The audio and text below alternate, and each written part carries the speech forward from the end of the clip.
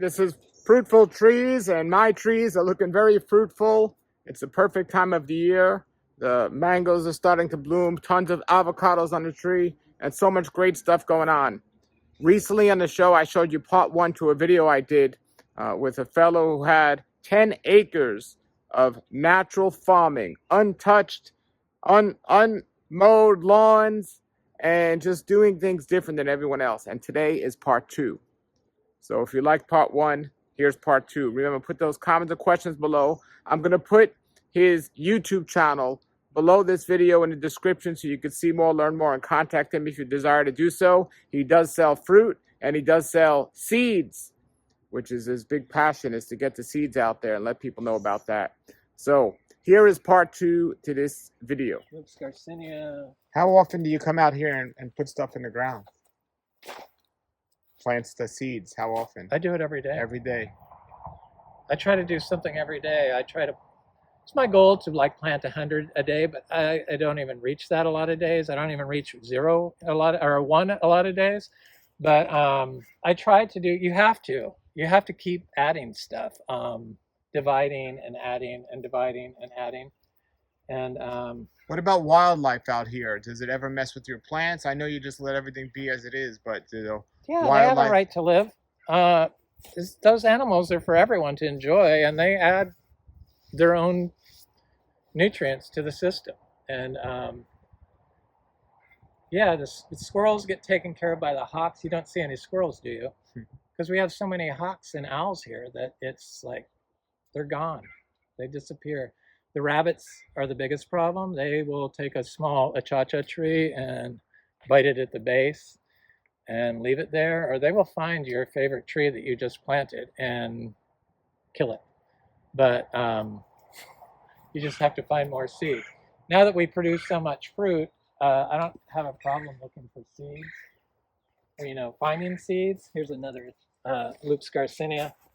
And then I saw in here I have a cashew. We have a big cashew tree that produces a lot of fruit, and I've been planting little cashews everywhere.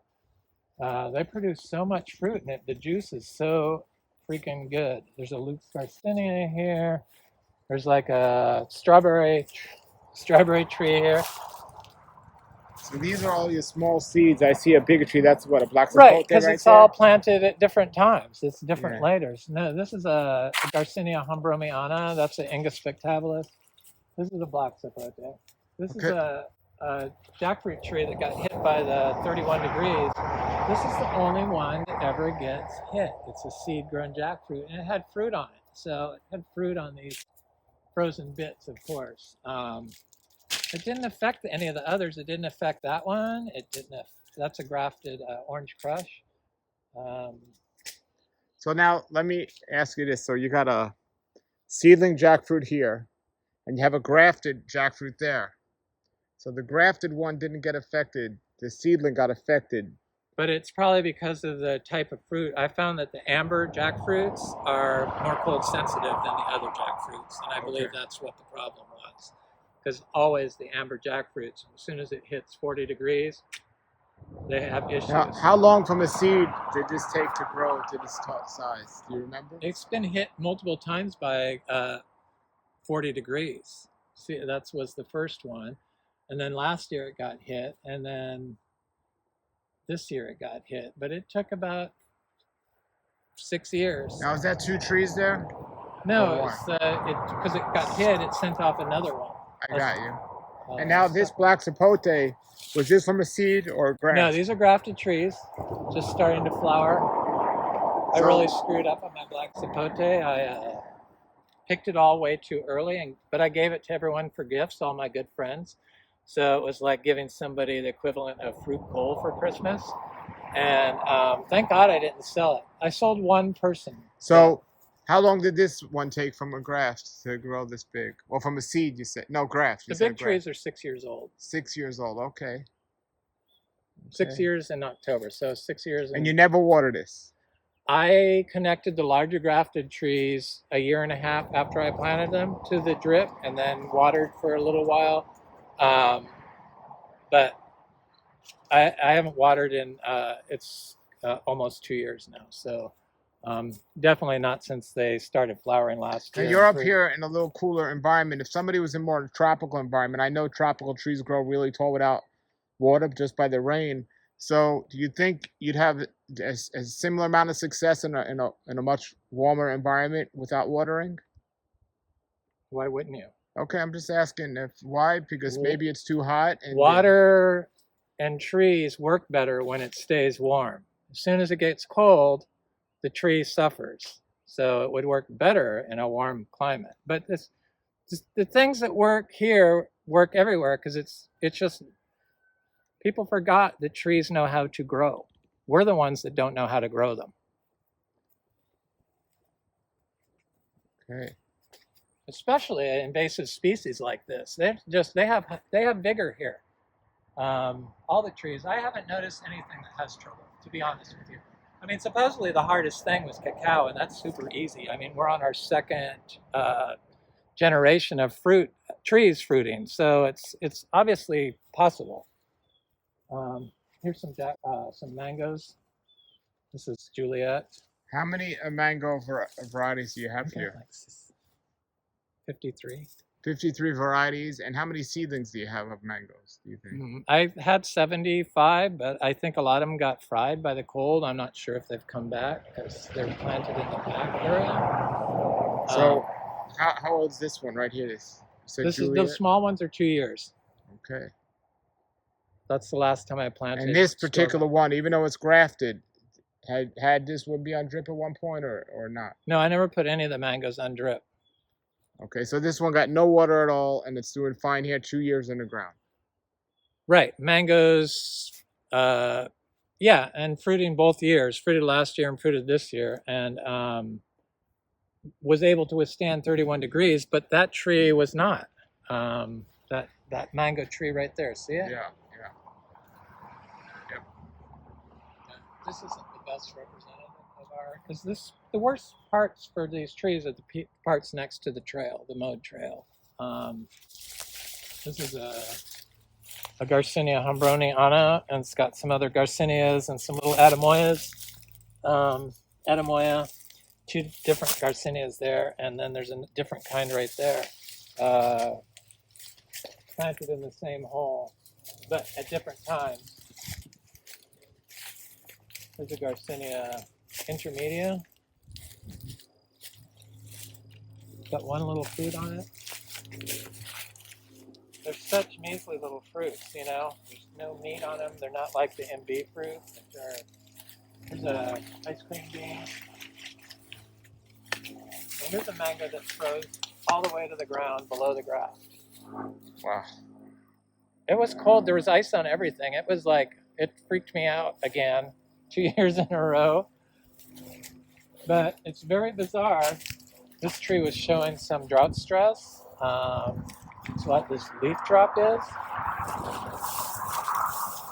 I'm trying to get some bananas to grow in here because everything does better with bananas around it. Why is that?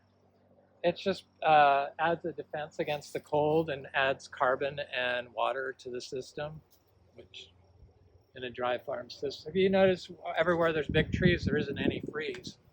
But as soon as you get away from all the carbon, you start freezing. So if you can add more carbon to the system, it's going to hold the heat longer.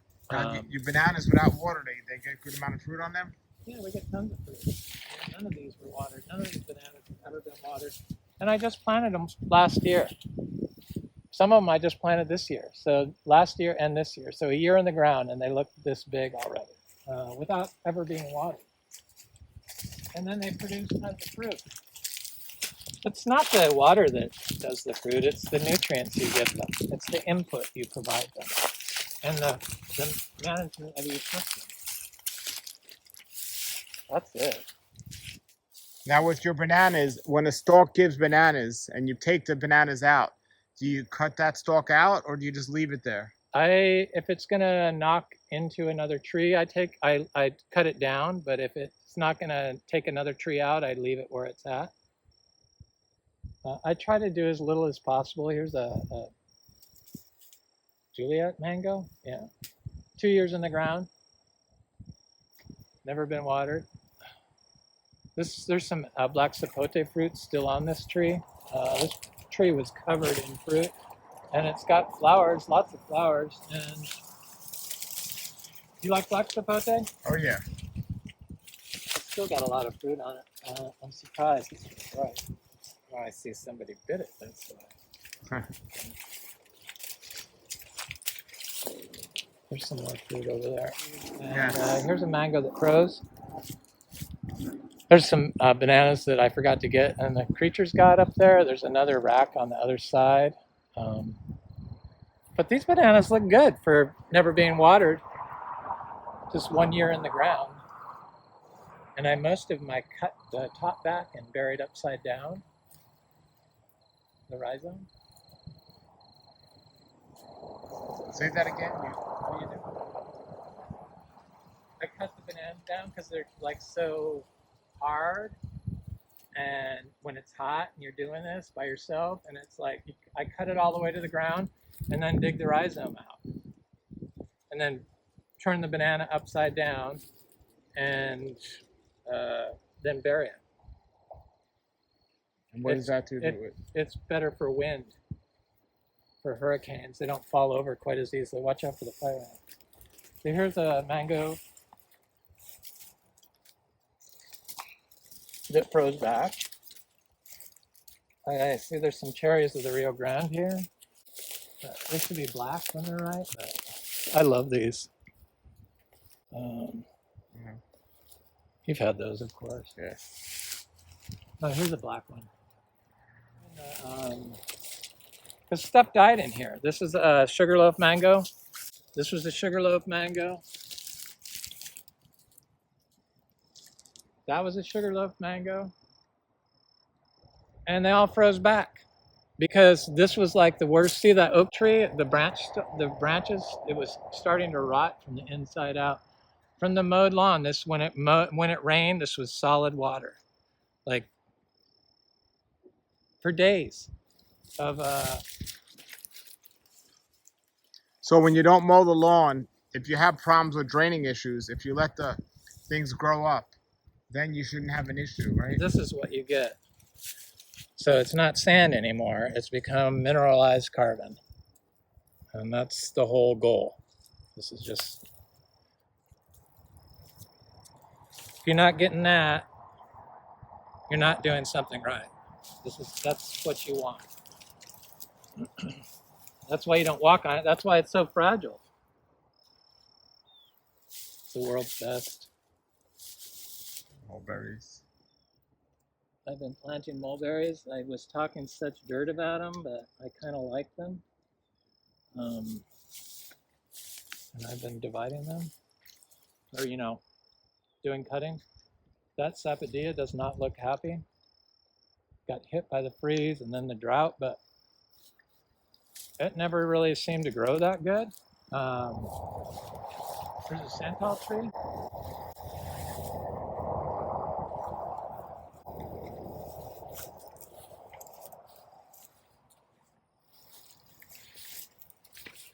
Yeah, everyone has a different way, but I try to keep it as natural as possible.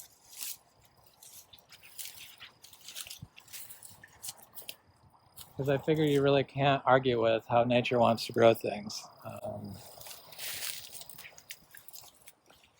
And then so many people, the zebu people, everyone, they just hate the Caesar weed. I make a tea out of this. It's supposed to keep you from getting sick. I mix it with lemon leaves and mango leaves. There's a sugarloaf mango that's just fine. No fruit, unfortunately. Here's an Inga spectabilis that survives the freeze with flying colors. These are all seed grown. There's a sugarloaf that died. There's a buttercream that died. There's a cha-cha that died from the freeze in these open areas. Sure, ideally I would like to have bananas through everything, but I buy one plant and divide it, or grow it and divide it, and seed it and plant it. So it takes time. There's a orange sherbet mango. Look at that, that's great. 2 years in the ground. 2 years in the ground, 2 years in the ground, 2 years in the ground. That's a peach cobbler mango. Got some fruit on it. That's a Miami soursop. It lost its leaves at 50 degrees. All the leaves. You got fruit off yet? No, but I'm sure if I dump manure next to it, I don't like to bring the wheelbarrow because I do everything by wheelbarrow and I don't like to drag it around. I try to. Eventually it will fruit. It's not a matter of whether it will fruit or not. But it gets a little too cold. I planted 100 seed guanabana, so there's an orange sherbet tree with no fruit on it. Just more sun. That one gets less sun.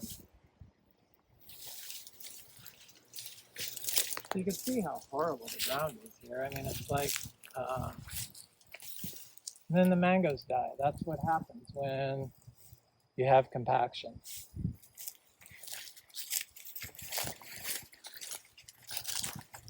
There's a cha-cha.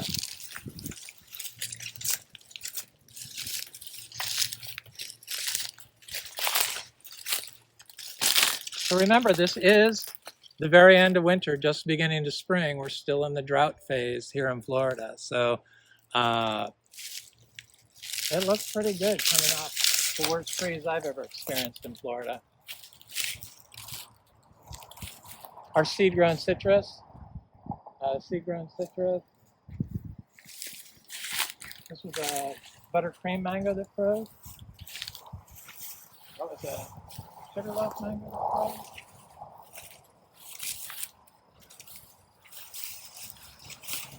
froze? Lychee didn't produce any fruit, but we have lychees that have fruit on them. The lemon. Here's the buttercream that didn't freeze. 2 years in the ground. Buttercream. Okay. These are seed-grown citrus that produce fruit in 3 years from seed, dry farmed. And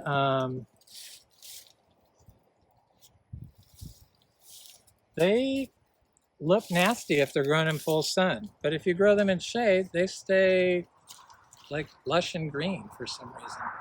And still produce fruit. Really, really, really good lemon. I mean, super good, juicy lemon. And it's covered in fruit.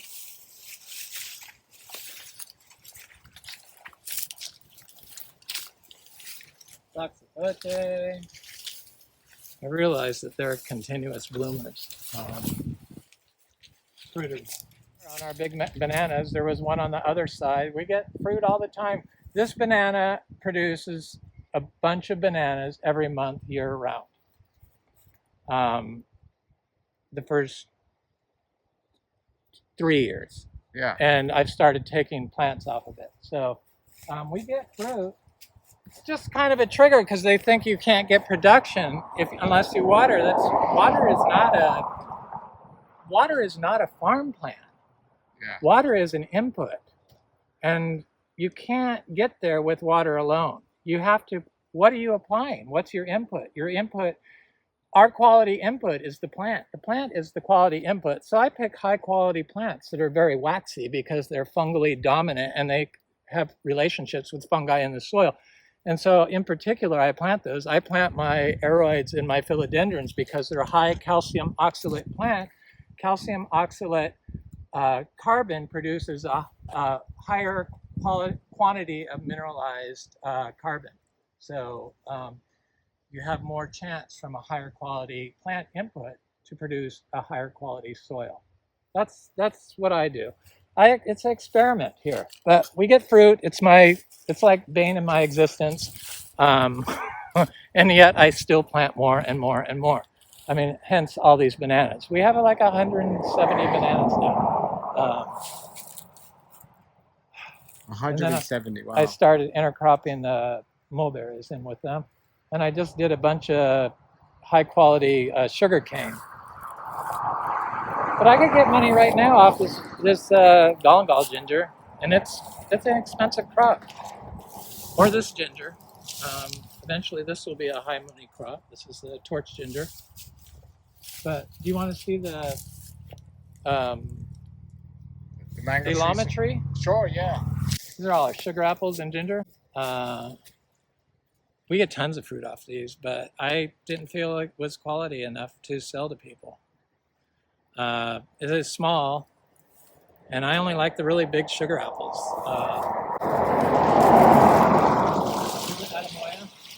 I mean, each one of these trees produced probably, at the bare minimum, 10 fruit last year.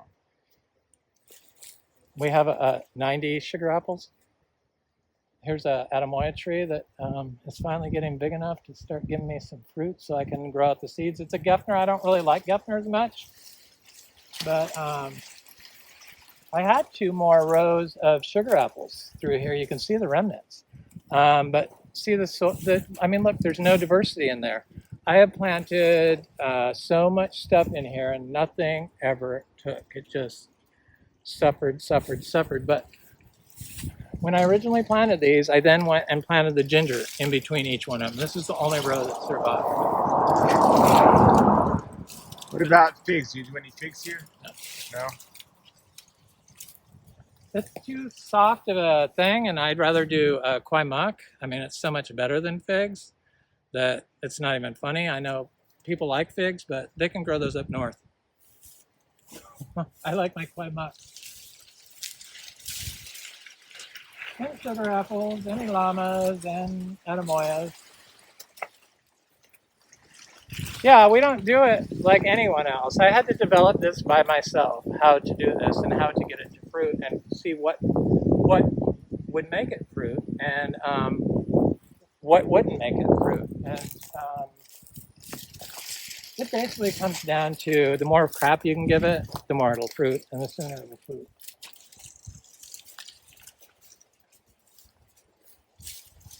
This is a Ilama tree. I saw fruit on it. I hope it's still there. This is Genova Red Ilama. I don't see fruit. Where were you?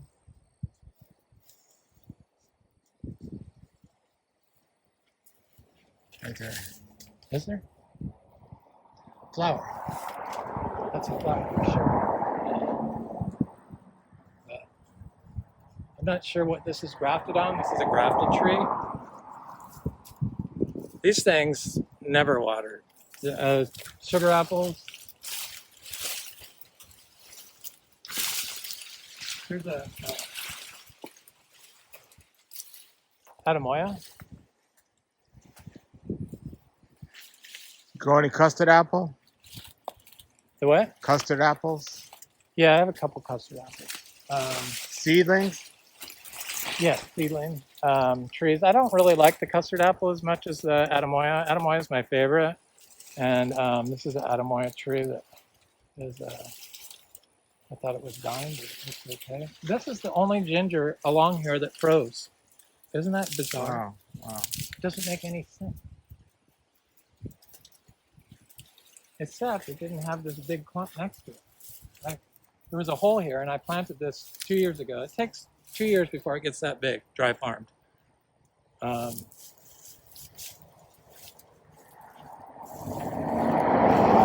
got frozen through here. This is the wide open spots that just... I planted ginger in between a lot of these, and that didn't even take. I planted this entire thing out in sweet potato, and then I planted sugar cane in here all throughout the thing, and none of it came up. One or two came up.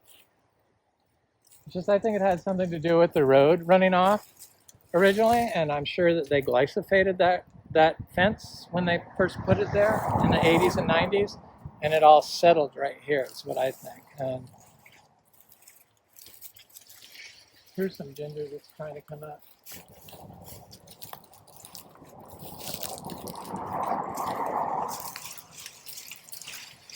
Yeah, the organic certifiers wanted to see, because they question about, because they see, you have all these trees, why aren't you selling more fruit, you know? And it's like, because I hate some. It's like, what's my worst nightmare? It's like, oh my God, what did I create for myself? My own personal idea of hell. but I'm gonna do it. Here's a Florigon mango. We can walk it over.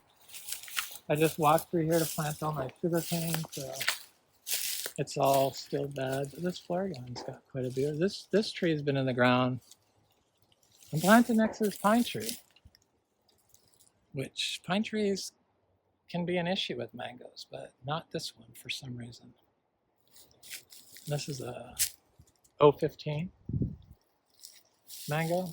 Did you want to go see the mangoes in the back? Sure. But we are organic certified, and we have fruited 7 different types of Garcinia trees in 6 years from seed, so a lot of them. And we get a lot of fruit. Here's this black sapote. We sold all our fruit out in I did it on YouTube last year, pre-sold it on the mangoes. So you sell it through your website? Do you have a website? No, I have I own a website, but I never built it. So people just see your YouTube video and then they contact you, they want to get fruit. Right, they have to try. Here's a fruiting jackfruit from Excalibur, grafted tree. Produced 2 fruit last year. No water. Do you mail fruit, or are you just all local? I mail fruit. I'm going to mail MBs probably. We sold them last year for $3 a piece. And we have a little MB tree that produces a lot of fruit. There's a couple of MB trees, the Garcinia Livingstonii. I just found out that this is a hermaphrodite tree, because in the MB you have to have a hermaphrodite, and supposedly the seeds from the hermaphrodite trees will give you a tree that fruits. And the male trees can produce fruit, but you're not going to be guaranteed a fruiting tree, which is very disappointing. So, seed-grown jackfruit. I like jackfruit. It's one of my favorites, for sure. We have about 20 jackfruit, little mulberries. So this is some of the little seeds I planted this winter, this Adamoya and starfruit in that little hole there. But then there's a little citrus I just recently planted like a month ago right here. They don't look like they're stressed out from water. This is citrus mixed with jackfruit from our tree. Here's citrus. It's like just pure citrus. Here's some more citrus with Adamoya maybe. This was like a really challenging spot of the property.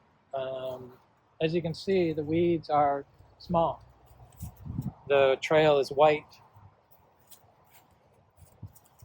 But I have stuff coming up in here, some vegetables over there, and then there's like little trees planted through here. Cashew.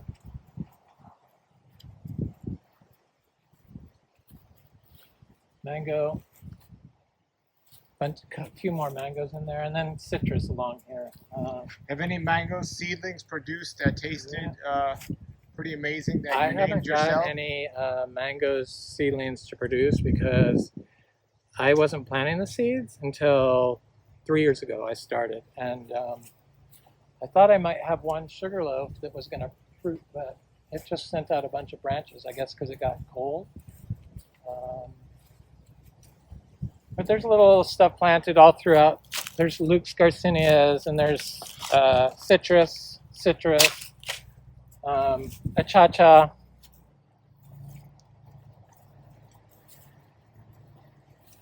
cashews, Monstera deliciosa. I got a nice patch of Monstera deliciosa. That's what made me go on the aeroid. There's a cashew tree there.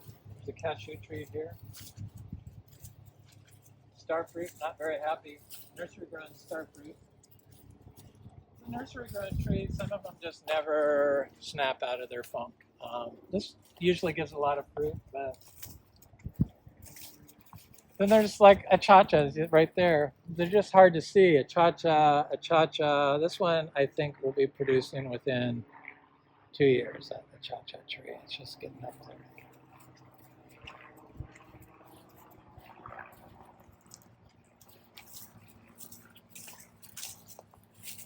It's a little seedling mango. So mangoes that were planted where the grass wasn't covering them froze. The mangoes that were planted, seed mangoes that were planted where the tall grass is, survived. Heliconia citrus. And then of course I do kachuk and stuff like that. I mean, look at the soil here. You can tell bad compacted lawn soil because this is how it looks after 3 years. It just never snaps out of its short grass phase. And trees that you plant in something like that suffer because of it. Citrus seems to be able to start breaking it up. If I could dump more bananas through here, it would help it, but I don't have any to divide, but I do see one there I could take off. But I like to do it when I have at least 50 of them. Lychees, these lychees have no fruit on them, which is kind of surprising. There's some more of my vegetable gardens on the manure. And look at this, after 3 years, and then that seed-grown mango, dead. Mango dead. Tree stunted. This is compaction. All people's issues is because of compaction in Florida, I believe. Compaction and too much nitrogen would be my guess. There's a vegetable garden that never, this is J31, but I know it's going to produce fruit this year. We have a little tree about this size that gave us 8 fruit last year. And it was really good. Through all the seeds. Here's a sweetheart mango. Oh, you got me interactive. So what do you do if you get a disease or something? Do you let nature take care of it, or do you do anything? There's really nothing you can do. I know a lot of people say that they would be organic, and then they start talking about all the copper they apply. Copper is not an approved organic input. If I wanted to spray copper on this, I would have, even the OMRI approved ones, I would have to get permission and tell them why. You can cure the anthracnose through soil health. The trees come with it from the nursery, as you know. That's where it comes from. And they're in it already. And really the only way to outgrow it is with nutrition, soil health, nutrition. Would you say the same about bacterial black spot and things that are... Black spot, yeah, you can, the health of the tree it's all affected by the, yeah, I have bacterial black spot affect a whole section of mangoes after I planted them back here and killed like 10 of them. And finally I dumped black soldier fly and bokashi leachate on top of them, tropical fruit leachate with black soldier fly frass in it. And it stopped it in its tracks and it hasn't been back. So you got to cure the disease. You can't hide it. I mean, that's the whole problem with our agro systems is they look for a problem and then try to eradicate it. And in the process, they eradicate everything else and ruin their chance of the tree exhibiting its full potential, its natural potential to create phenomena for you. Kind of like our healthcare system. It's exactly the same. It's all related. All there. You know that. You know. So what about avocados? I haven't seen any of those. I don't grow avocados.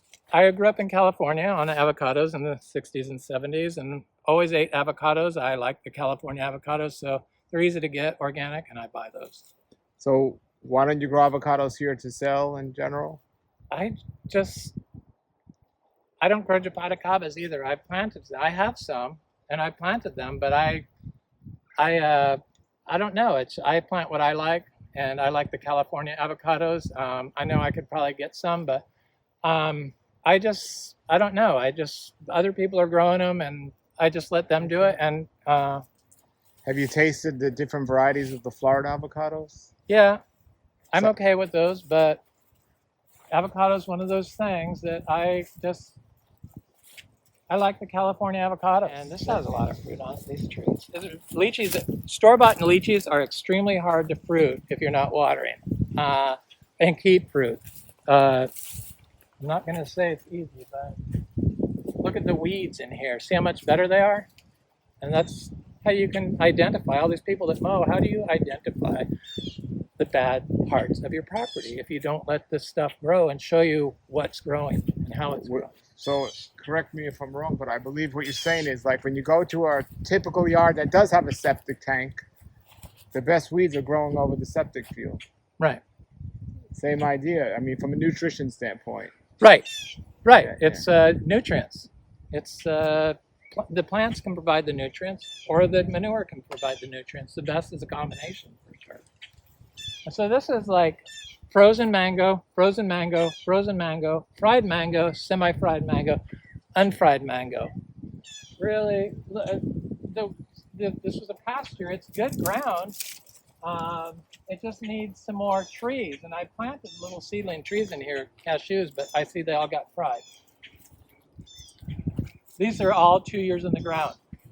Fried, fried, fried, fried.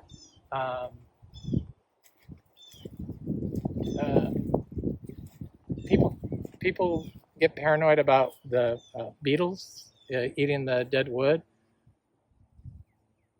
If they're attacking your place, probably because they're starving, because you don't leave any wood on the ground. Would be my guess.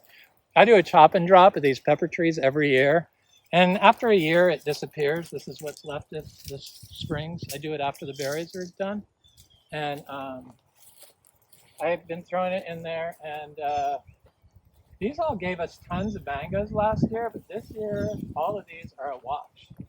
But it got hit hard. I mean, this got hit hard. I mean, it's so strange how it killed some, and they all got hit, but most of them are like great now. I mean, they look like they're going to be okay. But then these random, I just have always been obsessed with growing and learning how to grow, always organic. Good. Because I had horses. We had lots of manure. This is a orange crush, I think. It got hit by the freeze, but it didn't. None of it got burnt. Just lost all the leaves. Fruit punch. This is all from the freeze. These like leaf burns. And then I had all kinds of cashews growing in here, but no more. But I'll get again. It's a fruit punch, fruit punch, fruit punch. Good choice. What a delicious mango. They're amazing. Fruit punch, fruit punch. These are 2 years in the ground, never watered. This one has one fruit on it, I see, but it looks kind of yellow. All these produced fruit last year, the first year in the ground. Lots of fruit. This was a Valkyrie. I think the freeze was just a little too much for them, to be honest. You could see that all that's new growth. These are Valkyrie. Yeah, it's a Valkyrie. I have one Valkyrie tree because I mix up where I plant them hidden away that has fruit on it. So thank God, because that's like one of my favorites. We got hit.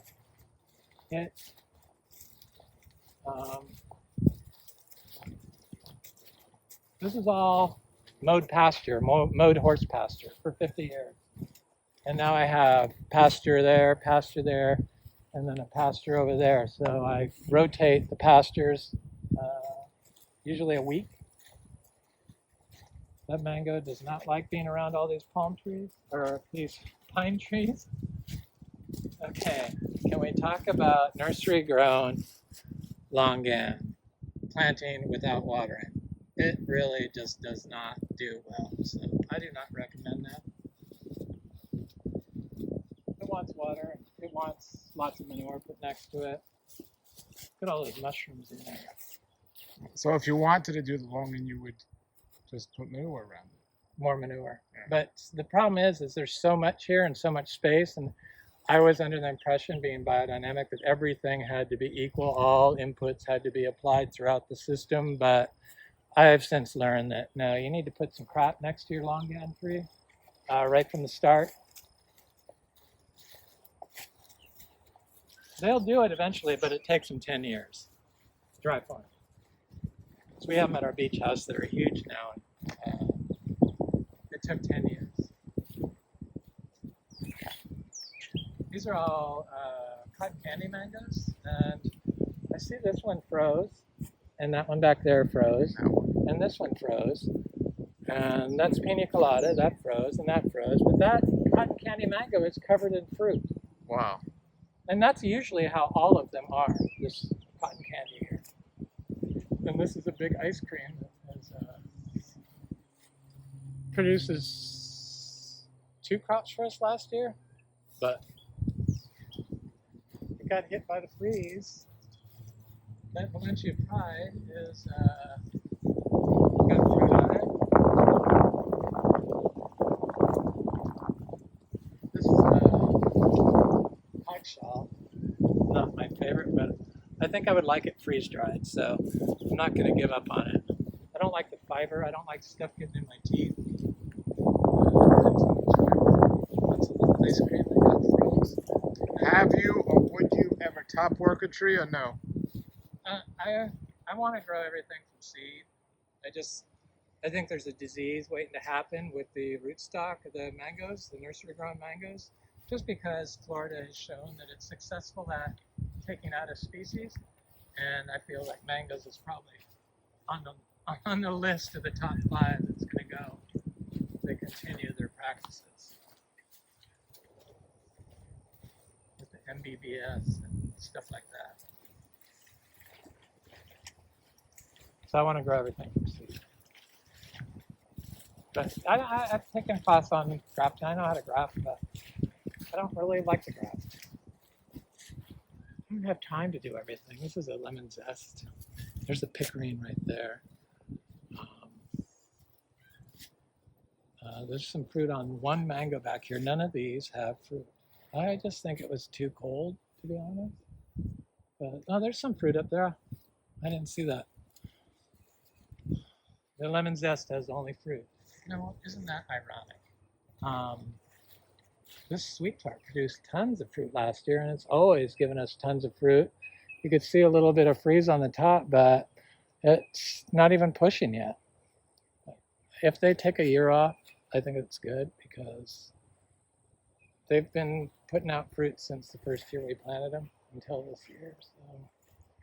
So I think they deserve a year off. Peach cobbler, horse pasture, donkey pasture. All right, everybody, that was part 2 to my video. Make sure you check out part 1. The link is below the video, and it's going to be just a great thing what he's got growing on there, because I'm looking forward to getting back there in the summer and seeing all those fruitful trees. And put your comments and questions below. Remember, if you want to contact him, his YouTube channel is below, along with the link to part 1. Have a great day, everybody, and keep growing.